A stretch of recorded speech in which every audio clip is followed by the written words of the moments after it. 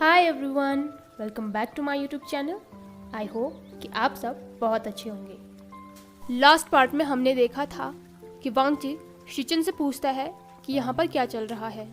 शिचन उससे बताता है कि ज़्यादा कोई टेंशन नहीं है, वेन कबीला अपने बॉर्डर से मूव कर रहा है। वांगजी जब हानशी से वापस आया तो वो थोड़ा सेटिस्फाई था, क्योंकि एटलीस्ट शिचन ने उसे कुछ तो बताया था। वो ये भी जानता है कि ज़्यादा सोचने का कोई फ़ायदा नहीं है, क्योंकि कोई भी उसे उनकी मदद नहीं करने देगा। लेकिन वो ये सेटिस्फाई है कि कम से कम अगर ज़रूरत पड़ी तो वो अपनी कल्टीवेशन के ज़रिए उनकी मदद कर सकता है। वांगजी उन दिनों को याद करता है जब उसे कल्टीवेशन के लिए लाया गया था, क्योंकि लेंस में वो दोनों भाई सबसे अच्छे थे। वो दोनों ही भाई अपनी उम्र से ज़्यादा स्ट्रॉन्ग और टैलेंटेड थे। वांगजी ने एक्सपेक्ट किया था कि वो भी अपने भाई की ही तरह एक अल्फा होगा।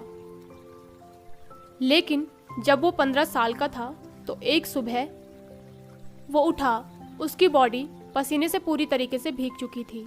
उसे उसके शरीर में एक अजीब सी अनकंफर्टेबलनेस हो रही थी। उससे बहुत ज़्यादा हॉट फील हो रहा था और अपनी स्किन ओवर सेंसिटिव लग रही थी, जिस पर उसे सब कुछ रफ लग रहा था। उसके एब्डोमेन में बहुत ही ज़्यादा पेन हो रहा था। जब हीलर ने वांगजी को चेक किया था तो वो समझ गई थी कि उसके साथ क्या हुआ है। उस दिन वांगजी पूरे दिन खामोश रहा। उसने जो एक्सपेक्ट किया था वो उसके साथ नहीं हुआ था। जब वो अपनी फर्स्ट हीट के सेक्यूल्यूजन से बाहर आया था तो उसका क्लैन सेलिब्रेशन की तैयारियां कर रहा था, क्योंकि वो ओमेगा था और ओमेगा बहुत ही रेयर होते हैं, खासकर हाई बोर्न ओमेगा। लेकिन इस चीज़ से वांगजी को बहुत ज़्यादा नफरत है। आसपास के सभी कल्टीवेटर्स उस ओकेजन पर आए हुए थे। खासकर वो वांगजी के लिए मैरिज प्रपोजल लेकर आए थे। उस ओकेजन के दिन वांगजी को उसके यूजुअल कपड़ों से अलग कपड़े पहनाए गए थे। उसे ज्वेलरी से सजाया गया था। बहुत सारे लोग वांगजी से बात करने आ रहे थे, जो कि उसे बिल्कुल भी पसंद नहीं आ रहा था। उन कपड़ों और ज्वेलरी में वांगजी को बहुत ही ज़्यादा अनकंफर्टेबल फील हो रहा था।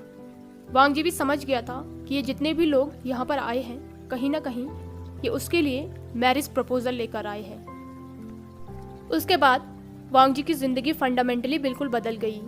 उसे ओमेगाओं की तरह दूसरे काम सीखने थे, लेकिन उसके अंकल ने इस बात का विरोध किया, जिसकी वजह से वांगजी को उसकी कल्टीवेशन प्रैक्टिस जारी रखने का मौका मिला। वांगजी दूसरे ओमेगाओं की तरह कढ़ाई या फिर अदर घर के काम नहीं सीखना चाहता था। उसे वो सब कुछ टाइम वेस्ट लगता था। वो इस सेक्ट का सेकंड यंग मास्टर है और वो पहले की तरह ही स्ट्रांग रहेगा। लेकिन वांगजी का इतना स्ट्रांग और एडवांस कल्टीवेशन होने के बावजूद भी उसे नाइट हंट जैसी बेसिक चीज़ से दूर रखा जाता था। वो लास्ट बार जब 12 साल का था तब नाइट हंट पर गया था। जब उसने अपने ब्रदर से एक्सप्लेनेशन मांगा कि उसे क्यों बाहर नहीं जाने दिया जाता, तो उसके ब्रदर ने सिंपली उससे ये कहा कि वो उसकी लाइफ को रिस्क में नहीं डालना चाहते हैं। ये बात वांगजी को इतनी बुरी लगी थी कि वो हफ्तों तक बहुत उदास रहा था। जब बाकी डिसिपल्स को पता चला था कि वांगजी एक ओमेगा है तो उन्होंने भी उससे बात करना थोड़ा कम कर दिया था। इस बात से वांगजी रिलैक्स था। उसे अपना टाइम ज़्यादातर अकेले ही बिताना अच्छा लगता था।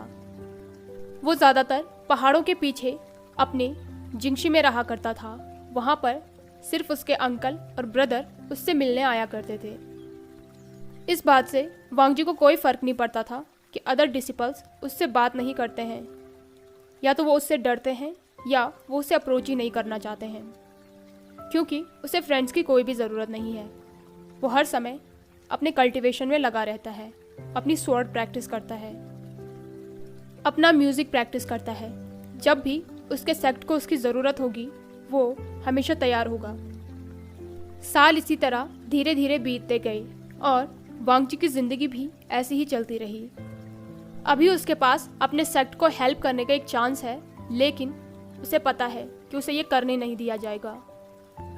कभी कभी वांगजी सीक्रेटली ये होप करता है कि उसे भी फाइट करने का मौका मिले।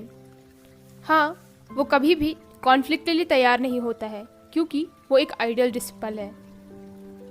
वांग जी सिर्फ इसलिए नहीं बना हुआ है कि वो आराम से बैठा रहे और सिर्फ सुंदर दिखे। वो एक वॉरियर बनने के लिए पैदा हुआ है और उसी चीज के लिए वो ट्रेन भी हुआ है। लेकिन कुछ महीनों बाद वांग जी अपनी इस विश के लिए खुद को हेट करेगा। वेंस ने गुसू पर हमला कर दिया था। वो लोग बिना किसी वार्निंग के आए थे। उन्होंने रात को अटैक किया था। उसमें उन्होंने बहुत ज़्यादा वायलेंस की थी। उनकी पूरी आर्मी तूफान की तरह क्लाउड ड्रेसेस के वॉल्स के अंदर आ गई थी। उन्होंने क्लाउड ड्रेसेस को पूरा जला दिया था। चारों तरफ से चिल्लाने की आवाज़ आ रही थी। वांग जी वॉल्स रिंगिंग की आवाज़ से उठा था, जो कि बाकी दिनों से बहुत ज़्यादा आ रही थी। इस बात से वांग जी बिल्कुल भी सरप्राइज नहीं हुआ क्योंकि उसे पता था कि हमला होने वाला है। इस दिन के लिए क्लाउड ड्रेसेस हफ्तों से तैयारी कर रहा था। सभी एल्डर्स हाई अलर्ट पर थे। वो जूनियर डिसिपल्स को ये तो बता रहे थे कि उन्हें चिंता करने की कोई ज़रूरत नहीं है, लेकिन फिर भी उन्होंने पूरे क्लाउड ड्रेसेस को स्ट्रेंथन किया था। उनके सेक्ट की जितनी भी वैल्यूएबल बुक्स थी उनको पहले ही निकाल कर पैक कर लिया गया था। जैसे जैसे दिन बढ़ रहे थे, शिचन के चेहरे पर चिंता साफ दिख रही थी। वांग जी इस प्रिपरेशन से खुश था। उसने भी इमरजेंसी के लिए अपने चियानकुन पाउच को प्रिपेयर कर रखा था क्योंकि वो जानता था जो कुछ भी होने वाला है वो बहुत ज़्यादा स्ट्रांग होगा। जैसे ही वांग जी उठा और उसने बाहर आवाज़ें सुनी, उसने अपने नाइटर रोब्स को उतार कर अपने रोब्स पहन लिए। उसने अपनी ग्विचिन उठाई, अपना पाउच उठाया और अपनी बीचेन के साथ वहाँ से बाहर आ गया। उसे फाइटिंग वाले सीन तक पहुँचने में ज़्यादा टाइम नहीं लगा। स्काई थोड़ी थोड़ी इंडिगो थी और वो रात को लाल दिख रही थी। उसे धुएं की स्मेल आ रही थी। वो समझ गया था कि ये स्मेल उनके वुडन घरों को जलाने की आ रही है। वांग जी को अपने भाई को ढूंढना था, इसलिए वो हानशी की तरफ दौड़ गया। बीच में बहुत सारे लैंड डिसिपल्स वेंस के साथ फाइट कर रहे थे। उनकी तलवारें आपस में टकरा रही थी। वांग जी ने बिना दोबारा सोचे अपनी बीचेन निकाली और दुश्मनों के साथ फाइट करने लग गया। फाइट बहुत ज़्यादा इंटेंस हो गई थी क्योंकि वहाँ पर बहुत सारे डिसिपल्स और कल्टिवेटर्स लड़ रहे थे। ये जिंदगी में पहली बार था जब वांग जी फाइट कर रहा था। उसकी बीचेन बहुत ही ज़्यादा शार्प थी जो मैजिक और डेडिकेशन से भरी हुई थी। उसकी बीचेन दुश्मनों को आसानी से काट रही थी। वांग जी बहुत ही अच्छे से फाइट कर रहा था। इतने सालों का उसका कल्टीवेशन आज यहाँ पर काम आ गया था। वेंस के सैनिक भी बहुत अच्छे से ट्रेन थे, लेकिन वांग जी के बीचन के सामने वो टिक नहीं पाए। फाइट में कुछ लैंड डिसिपल्स भी जख्मी हो गए थे। वांग जी फिर से हानशी की तरफ दौड़ा और बाकी लैंड डिसिपल्स वार्ड की तरफ। वांग जी सोच रहा था कि उसे किसी भी हाल में अपने भाई को ढूंढना है। उसे इस सेक्ट की हेयर किसी भी हाल में प्रोटेक्ट करना है।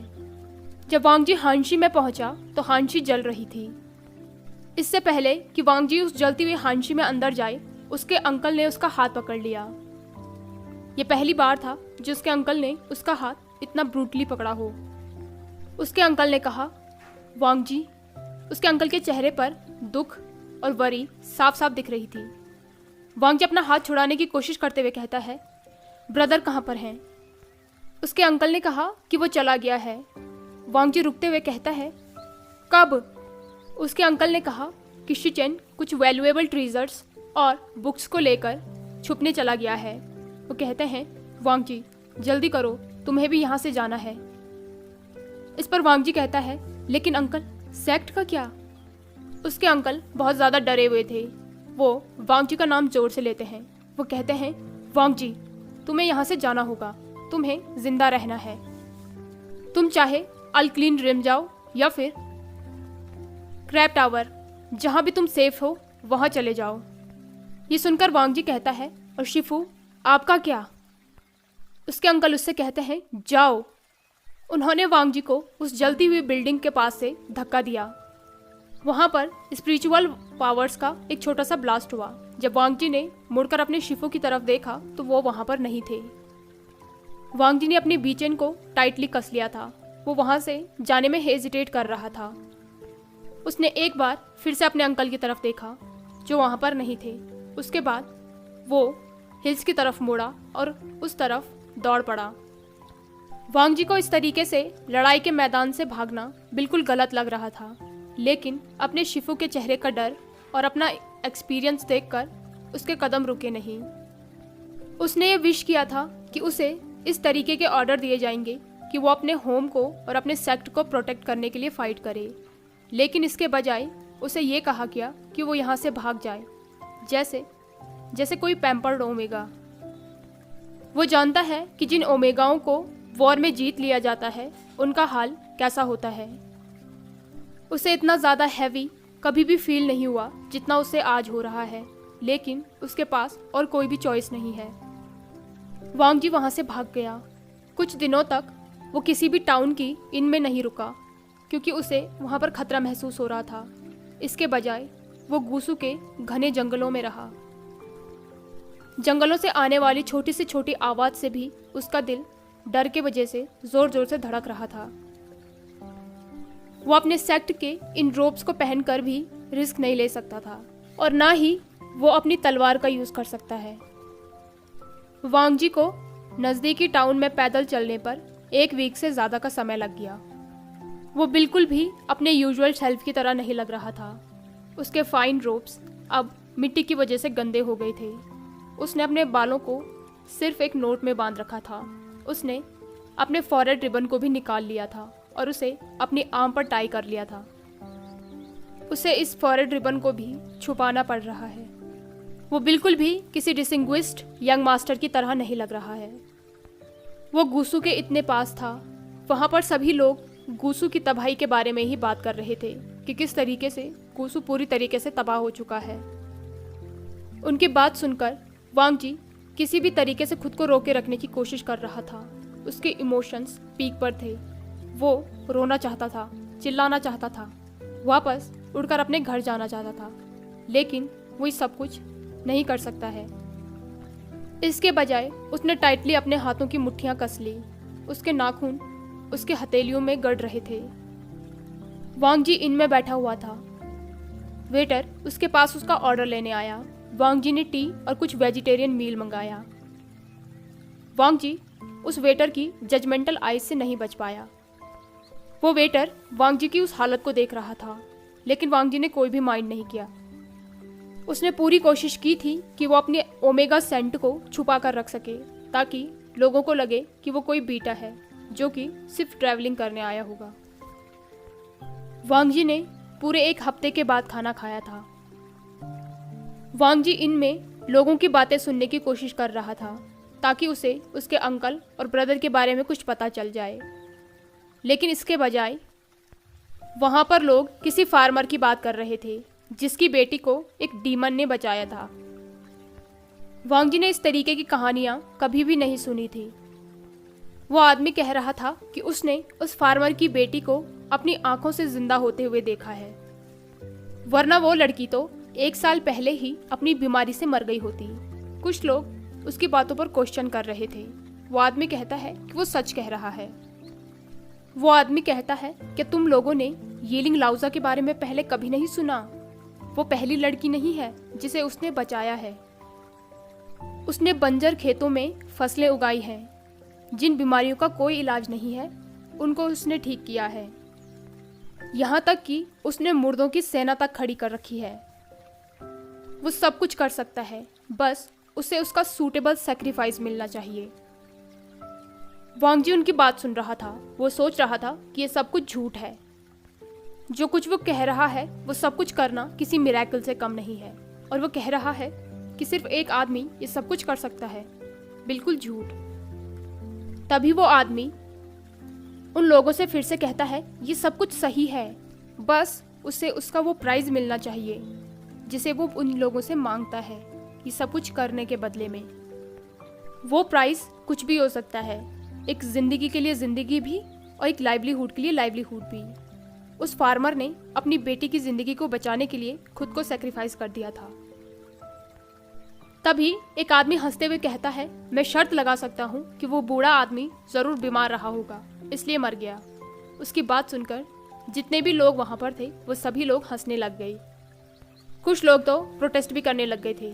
वांग जी उस हल्ले में अब ज्यादा देर नहीं रुक सकता था, इसलिए उसने अपना प्राइस पे किया और इन कीपर से पूछा कि क्या उसे रात के लिए कोई कमरा मिल सकता है।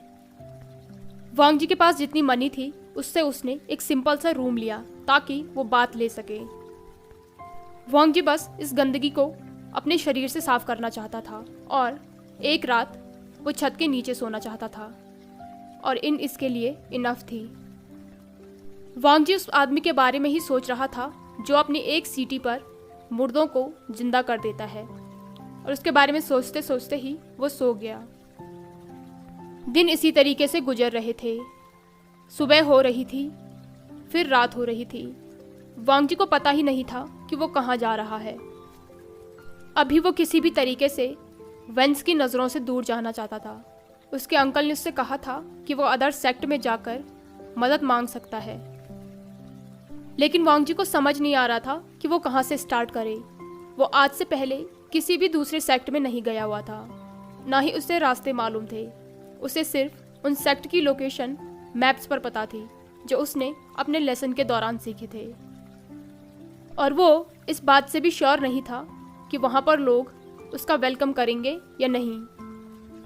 उसके दिमाग में जाने के लिए कोई भी क्लियर डेस्टिनेशन नहीं था, इसलिए उसके कदम भी बहुत स्लो चल रहे थे। उसने इनफ मनी पैक कर ली थी ताकि वो इंस में रुक सके। उसका कहीं भी जाने का मन नहीं था। वो सिर्फ क्लाउड ड्रेसेस जाना चाहता था, जहाँ पर वो जानता है कि वो अभी नहीं जा सकता। वांग जी एक चीप सी इन में बैठा हुआ था और वहाँ पर वो एक स्टोरी टेलर की कहानियाँ सुन रहा था। उसने कभी भी इस तरीके की कहानियाँ नहीं सुनी थी कि कोई कल्टीवेटर कैसे ईविल मॉन्स्टर से फाइट करते हैं और कैसे ब्यूटीफुल मेडन्स उन हीरोज के प्यार में पड़ जाती हैं। वांग जी को अशेम्ड भी फील हो रहा था कि वो ये सब कुछ क्या सुन रहा है, लेकिन वो खुद को रोक भी नहीं पा रहा था। क्लाउड ड्रेसेस में उसने इस तरीके की कोई भी कहानी कभी नहीं सुनी। अक्सर उसने उस यीलिंग लाउजा की कहानियां भी सुनी थी। जितना ज़्यादा वांग जी सुन रहा था उतना ज़्यादा वो कन्विंस हो रहा था कि वो आदमी झूठ बोल रहा है। किसी भी चाइल्ड की फियर्स कॉप्स को उठाना एक बात है, लेकिन उसे फिर से जिंदा कर देना इम्पॉसिबल। अगर इस तरीके की कोई पावर एग्जिस्ट करती है तो क्यों सारे ग्रेट सेक्ट उससे अप्रोच नहीं करते हैं? अगर ऐसा कुछ भी होता तो सबसे पहले वेंस ही उस अल्टीमेट पावर के पीछे जाते, लेकिन शायद वेंस के पास वो अल्टीमेट पावर है, इसीलिए तो उन्होंने इतनी आसानी से उसकी घर की उन दीवारों को जला दिया। उसके क्लैन के लोगों का खून वहाँ पत्थरों पर लगा हुआ है। शायद वेंस के पास ये पावर है, इसलिए ही वो ये सब कुछ कर रहे हैं। वांग जी ने फोर्सफुली अपने हेड को शेक किया। वो सोच रहा था कि इन स्टोरीज को सुन सुनकर उसका दिमाग खराब हो गया है। इस तरीके की कोई भी पावर एग्जिस्ट नहीं करती है। शायद उसे बहुत लंबा समय हो गया है अपनी सेक्ट की टीचिंग से दूर रहे हुए। उसने अपने दिमाग में आने वाले उस आइडिया को भी ड्रॉप किया जिसमें वो सोच रहा था कि क्या होगा अगर ऐसी कोई पावर हो और वो वेंस के खिलाफ लड़ने में मदद करे। उसने अपने उन हर थॉट्स को इग्नोर करने की कोशिश की जो वो आसपास की स्टोरीज सुनकर अपने दिमाग में बना रहा था। वांग जी अभी अपने घर से बहुत ज़्यादा दूर आ गया था। वो उस जगह पर था जिसको एक छोटा सा सेक्ट मैनेज करता है, जिसके कनेक्शन जिन क्लैन से हैं। बहुत दिन हो गए थे और उसने अपने परिवार के बारे में कोई भी न्यूज़ नहीं सुनी थी। इस वजह से वो बहुत ज़्यादा चिंतित था। उसे ये भी समझ आ रहा था कि उसका हीट का टाइम भी हो रहा है। इससे उसको एक अलग ही तरीके का डर लगने लग गया। वो सोच रहा था कि उसे जल्दी से डिसाइड करना पड़ेगा कि उसे कहाँ जाना है। क्या उसे अनक्लीन रेल्म जाना होगा या फिर क्रैप टाउन जाना चाहिए? हाय एवरीवन, आई होप कि आपको आज का पार्ट पसंद आया हो। अगर आपको ये पार्ट पसंद आया हो तो इसे लाइक, कमेंट, शेयर और चैनल को पक्का से सब्सक्राइब कीजिए। Thank you.